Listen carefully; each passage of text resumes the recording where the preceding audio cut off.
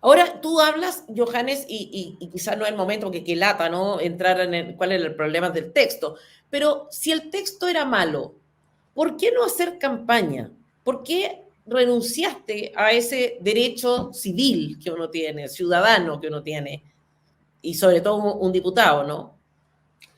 Fundamentalmente porque creí que el Partido Republicano, una vez pasada esta estupidez, yo estaba convencido que esta cuestión se perdía de todas maneras, pero que el Partido Republicano iba a tener que hacer una autocrítica y iba a haber una posibilidad de renovación interna. Y no podía hacer una renovación interna porque esa renovación interna posiblemente la tenía que impulsar yo. Es decir, yo tenía que entrar a decir, a ver, ¿qué fue lo que pasó aquí? Sentémonos y conversemos. Y esa renovación interna no podía suceder si yo había quebrado todos los puentes con el Partido Republicano.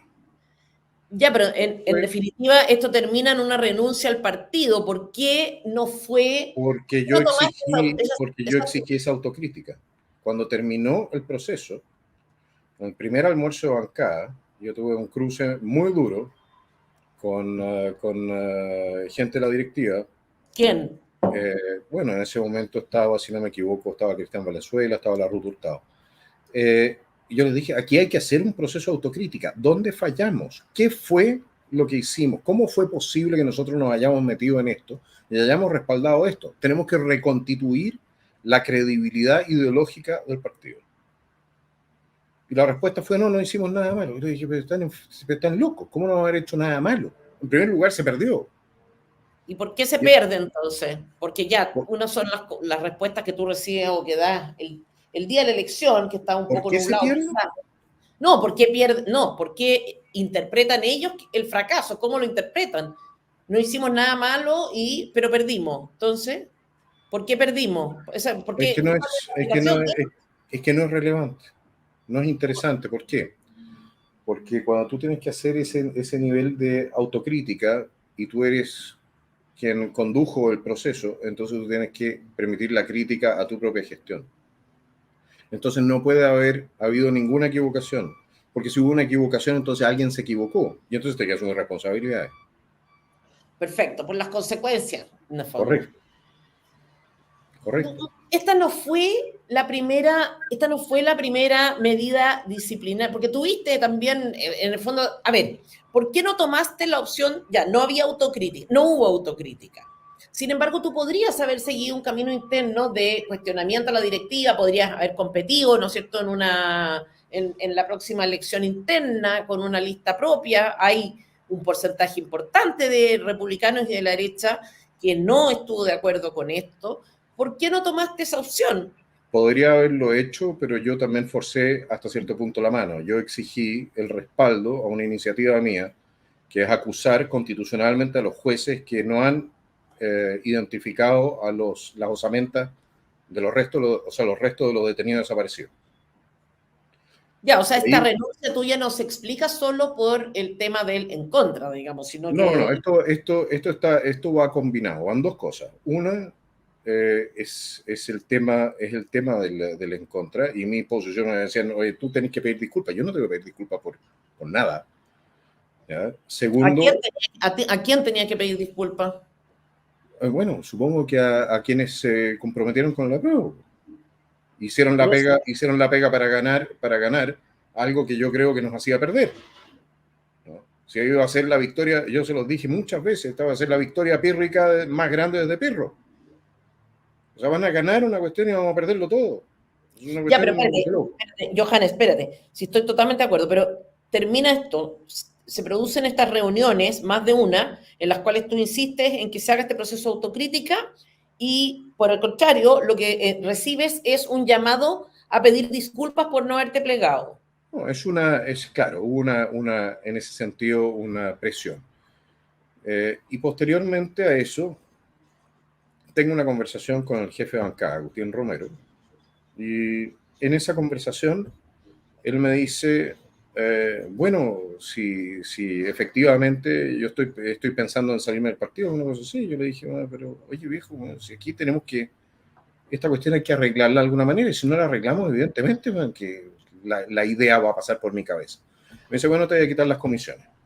yo le dije, tú sabes que si me sacas las comisiones, me quitas las comisiones, me obliga a renunciar.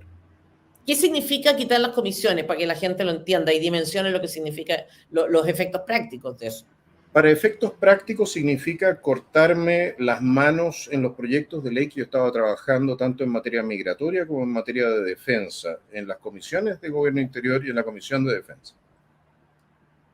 Significa cortar todo el trabajo hecho en dos comisiones que son claves para ir avanzando ciertos temas fundamentales, probidad, migraciones, reglas de uso de la fuerza, ley de inteligencia, ahora que tuvimos el tema con el venezolano, sabemos hasta qué punto está completamente desfondada la inteligencia chilena, contrainteligencia. Sacarme de ahí y mandarme a deporte. Eso se hizo, de hecho. De hecho se hizo. Yo le dije, ¿sabes qué más? Se me van a quitar las comisiones, se va a renunciar. De acuerdo. Okay. Esta no fue la primera medida disciplinaria del partido. Yo recuerdo que en algún momento hubo otra. No recuerdo eso. ¿No? No, ¿qué otra medida disciplinaria? O a lo mejor quizá no tan explícita. Tú dices, no, la primera fue cuando yo dije que iba a ir por el en contra, que yo era subjefe de bancada. Yo perdí la subjefatura de bancada y de hecho yo ahora debería estar entrando a ser jefe de bancada de Republicano. Humanamente hablando, ¿te duele haber sido una persona disciplinada, con opinión propia, pero disciplinada finalmente, para terminar saliendo del partido? ¿No te duele? ¿Tienes la sensación de que vale la pena esto? ¿Valió la pena? Yo te voy a decir una cosa, yo creo que me dolería si tuviese la impresión de haber hecho algo incorrecto. Pero a mí no me duele, no me duele cuando otras personas hacen algo incorrecto. Es como es, y a veces hay buenas razones y tienen muchas excusas y probablemente tienen su propia lógica detrás de eso. Pero en mi caso personal, a mí me duele más bien cuando yo cometo errores. Porque es más fácil perdonar a otros que perdonarse a sí mismo. Entonces, y ya, evidentemente uno comete errores también. ¿Con quién hablaste con alguien? Al momento de renunciar, tú, me imagino, tuviste conversaciones con la directiva. ¿Con quién hablaste? ¿Con quién hablé con Arturo Esquella, una conversación muy franca, muy buena por lo demás, y gracias a esa conversación el trabajo municipal que se hizo y que se ha hecho va a continuar. Es decir, en el Distrito 10, los candidatos que nosotros identificamos, que nosotros potenciamos, que nosotros formamos con mi equipo, van a ir a la elección municipal y a mí me parece que eso es un tremendo avance porque hicimos un trabajo de más de un año. Ahora está la gente recién buscando candidatos para las municipales, estamos a 6 meses. Nosotros teníamos las listas en diciembre.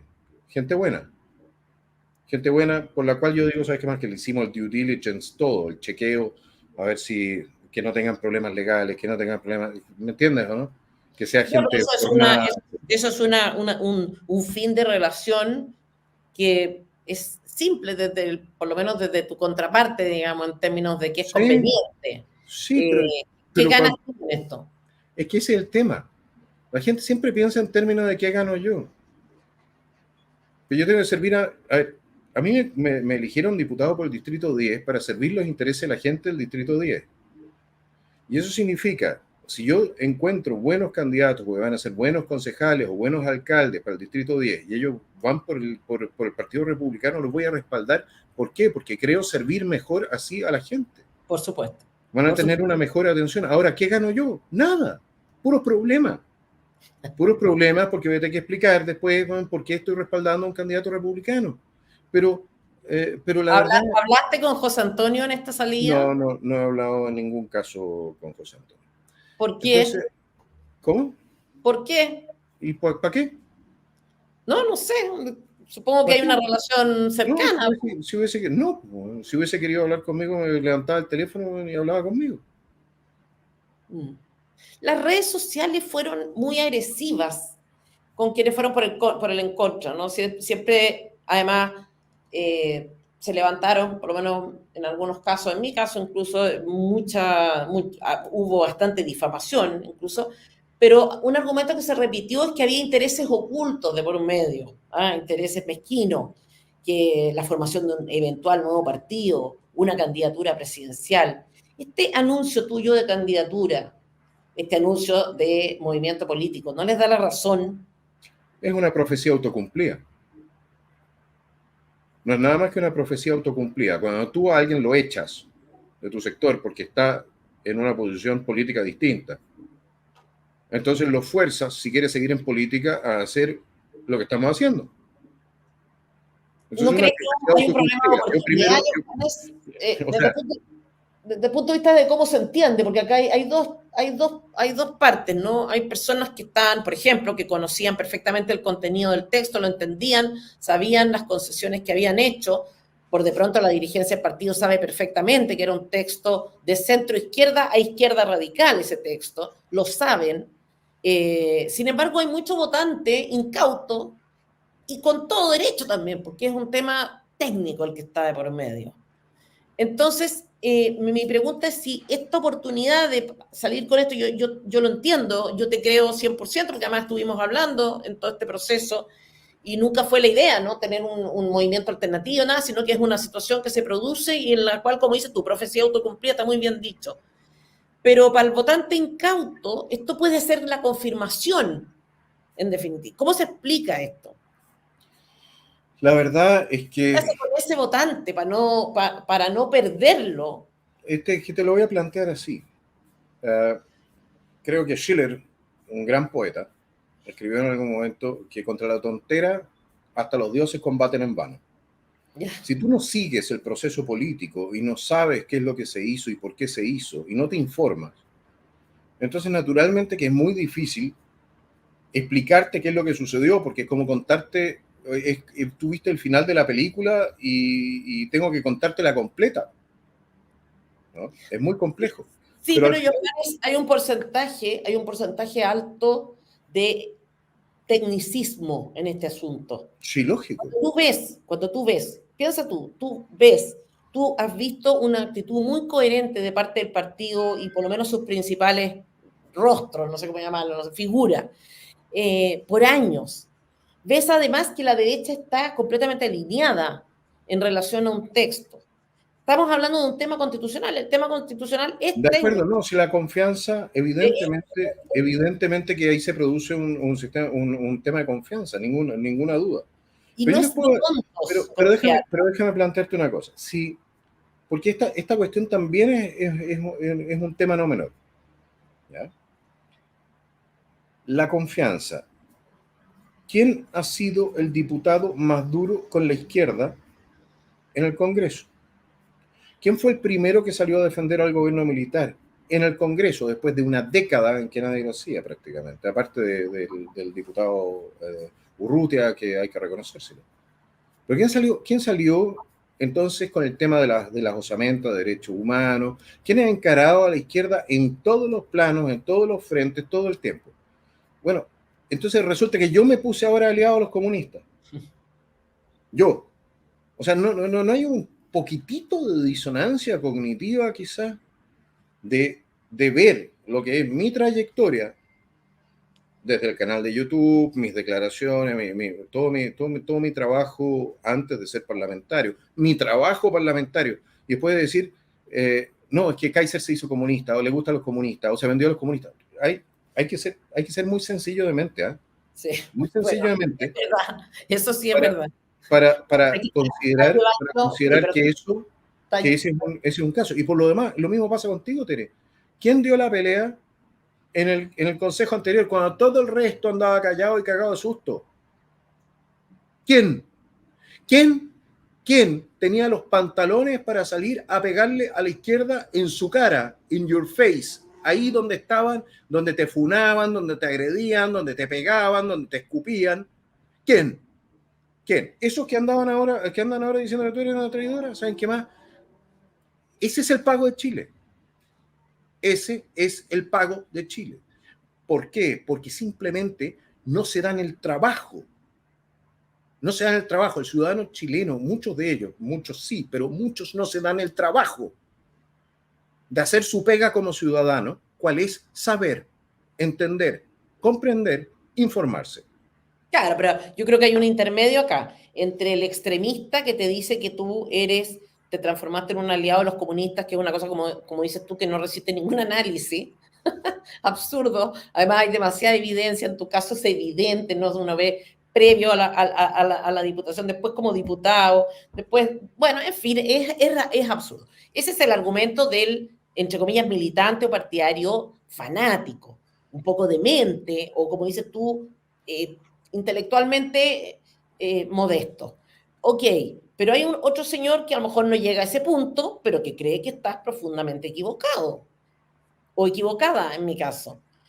Y ahí es donde entra un momento en que tienen que elegir, se ven obligados a elegir, bueno, van por, entre otras cosas, porque además las promesas que hizo Republicano en todo este proceso eran promesas muy atractivas. Las emociones que tocó, que eran las del miedo, también fueron potentes, porque si a ti te dicen, el octubrismo es un trauma en la mentalidad de los chilenos, Es y un se trauma. instala el octubrismo que está hibernando, ¿no es cierto? O actuando de otra forma hoy día, y estaba también hoy día. Sin embargo, lograron despertar ese fantasma, entre comillas fantasma, porque yo creo que existe, pero lograron reavivar ese miedo y ofrecer una propuesta, desde mi punto de vista, mágica, de que el octubrismo se acababa con este texto constitucional, los proyectos de ley del gobierno se acababan con Que este a mí me habría encantado, o sea, porque esto es contrafáctico, ¿ya? A ver, Sí. existe una dimensión paralela, si seguimos la teoría de las cuerdas, ¿ya? Existe una dimensión paralela donde ganó la prueba. Y a mí me habría encantado ver a mis colegas explicar por qué todo lo que se prometió terminaba hundiéndose en la arena, en las arenas movedizas de la política. Y no solamente eso, sino que era muchas veces inaplicable solamente por la redacción. Y te voy a dar un ejemplo. Me dicen siempre, tú criticas ahora la inmigración masiva, como si yo no lo hubiese criticado toda la vida por lo demás, ¿ya? Y la nueva constitución iba a impedirlo. El texto que se aprobó fue que había que expulsar a los inmigrantes ilegales en el menor tiempo posible. Y le pusieron, Sí. se lo puso republicanos, no yo, porque esa era una indicación que yo había propuesto, se lo puso republicanos, no yo, ¿ya?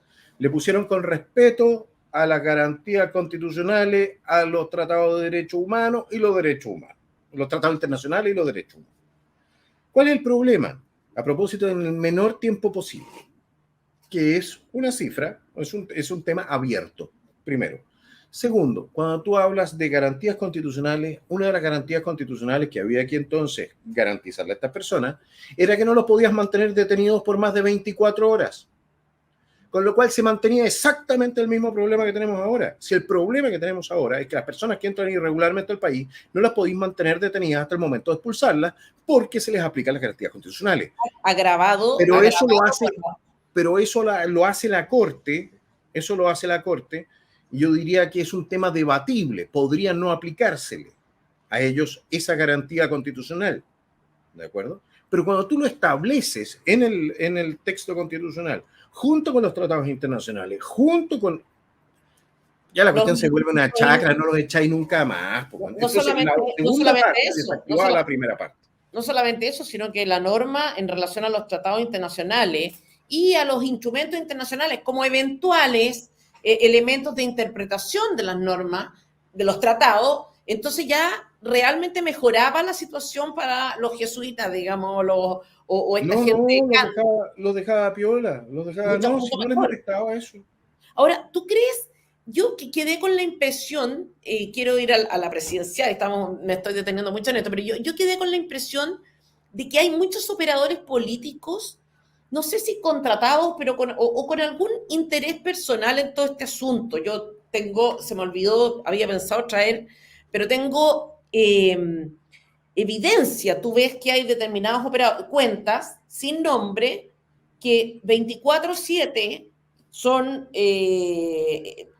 parecen, no sé, porristas, digamos, de estos partidos de derecha, todo el tiempo, que estuvieron además informando prácticamente en línea, o sea, que estaban muy, muy tanto de lo que estaba pasando, porque nosotros lo veíamos, acá estábamos haciendo también ese seguimiento y veíamos una inmediatez impresionante, y esas mismas personas, esos mismos operadores políticos, son los que se dedicaron también a atacar 24/7 a las personas que iban por el en contra, dentro de las cuales estás tú, yo, qué sé yo. Y me quedo con la duda, que aunque es más certeza que duda, la verdad, de si estas personas están contratadas y por tanto uno puede decir No, que los partidos políticos contratan estos servicios o los tienen no, realmente. no, ¿No no lo qué? necesitan. No. ¿Por qué? A ver. Porque esto funciona según las lógicas de las barras bravas. Entonces, tú llamas. Pero, Johannes, eso está No, bien. Llega no, un es que día, en pero serio, Tere. 24/7, ¿quién mantiene a esa gente? No, porque Dime. no es 24, no es 24/7. Si se activan los unos a los otros. Si la dinámica de las redes es una dinámica de grupos que por lo demás empiezan también a entrar dentro de su propia lógica y dentro de su propio algoritmo. Entonces se va cerrando, ¿no? Entonces, Ahí difiero de yo, ti. ¿Ah? Yo vi yo te diría gente. que para final, y mira, yo hice el cálculo, horas hombre, porque, Perdón, permíteme, pero yo vi gente 24/7. Yo te para creí. la, bueno, pero ¿Ah? si hay gente que no tiene nada que hacer por lo demás, pero Y además ultra informado, o sea, ultra sí, informado, sofisticado y sin nada que hacer y sin gratis. duda. Pero No, te lo voy a plantear de la siguiente manera. Yo en algún momento, nosotros conseguimos lo que en el Nacional Libertario para la elección de José Antonio, armamos lo que se llamó el ejército electrónico, ¿de acuerdo? El ejército electrónico eran 300 a 400 personas a las cuales no se les pagaba nada, ¿de acuerdo? Eh, pucha, para multiplicar el mensaje. Ok. Nosotros hicimos el cálculo posteriormente de lo que habría costado hora hombre esas 300 o 400 personas que se activaron y dieron la pelea y toda la cuestión. Eran $1,500,000. Es decir, si no son voluntarios, no tienes cómo pagarlo. ¿Me explico? claro, porque por No hay cómo supuesto, pagarlo. por supuesto, no tengo ninguna duda. Digo que hay algunos que me dieron esa impresión, que a su vez son recogidos por otros activistas comunes y corrientes, ¿no? Como te No, puedes llamar a puede ti que haya. activista o a mí activista, y uno recoge cosas que hacen otros, evidente, en redes sociales. Pero a Es mí muy me dio la posible impresión. que siempre todos los políticos, yo no, porque yo manejo fundamentalmente mis propias redes sociales, la mayoría de los políticos tienen a alguien encargado de las redes sociales y él entonces saca los mensajes y dependiendo de la cantidad de gente que lo sigue, puede multiplicarse esto y transformarse en algo muy masivo. Pero el tema de las granjas de bots, yo sí sé que, por ejemplo, el gobierno tiene. Ya, Me cabe la menor duda de que ¿por tiene. qué? A ver, ¿por qué? Porque tienes entonces, lo viste cuando salió Boric presidente, como a los 2 meses, una cosa así, escribió cualquier lecera y aparecían como 25.000 likes. Mm. Y empezaba ya a chequear y tenían cero seguidor, cero seguidor, cero seguidor, cero Ah, seguidor, cero seguidor. Una bueno. cosa, una cosa muy distinta es gente que tiene, por ejemplo, no sé, 150, 200 seguidores, que No, está ahí ya desde hace 3, sí. 4, 5 años, que está, ¿no? Esos no son bots. No, Esos yo son, no he hablado de bots. Yo creo que hay personas reales, contratadas, yo como, creo que no están las lucas para hacer una cuestión masiva. pero no masivo. Si tú no No, es que necesitas tanto, aunque tenga porque 5 o 10, 5, 10, una cosa así. Claro, pero es caro, es muy caro. Yo creo que lo que pasa es que cuando tú tiras un discurso, ese discurso lo enganchan. Hay gente que lo engancha para un lado o para el otro. mm, Y eso genera una dinámica mm, propia. El tema con el a favor y en contra, y en algún momento te lo dije personalmente, el problema con el en contra de la derecha era que nosotros éramos el Grinch. Nosotros le veníamos a quitar a la gente el regalo de una solución mágica al problema político de este país. así es. Veníamos a arruinarles la fiesta. Y en ese sentido se entiende la frustración, sobre todo de personas que no teniendo los conocimientos jurídicos, filosóficos, etcétera, difícilmente podían identificar las falencias del proyecto propuesto. Entonces les queda la alternativa que es económica, que es confiar. Y no existía ninguna razón por la cual no confiar que el Partido Republicano iba a hacer lo que decía que estaba diciendo, que estaba haciendo. Es un tema de confianza. Sí. Entonces, Johannes, esa gente se sintió traicionada. Esa gente se sintió traicionada por nosotros. Y se sintió traicionada por nosotros, yo creo que de manera muy visceral, pero no justa. Y no justa.